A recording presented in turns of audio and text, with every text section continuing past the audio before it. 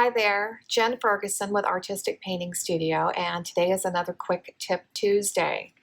So I think you're all familiar with our Foey rollers, also just referred to as the red rubber rollers, and they're designed to create an impression in something.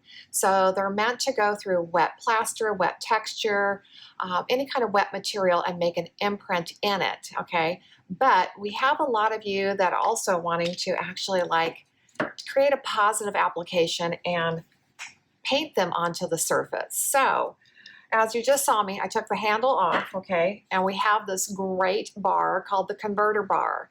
All you have to do is slide this in the center, okay, and it fits nice and tight, so it's snug in there, and push it where you have the bar coming out on both ends, okay. So these are pins that they will now fit into our stamping roller handle. So you can just put it in our stamping roller handle, and now you can do what's called a positive application, and you can go paint the snake roller onto your surface. So that's our Quick Tip Tuesday for the week. Thanks for joining us.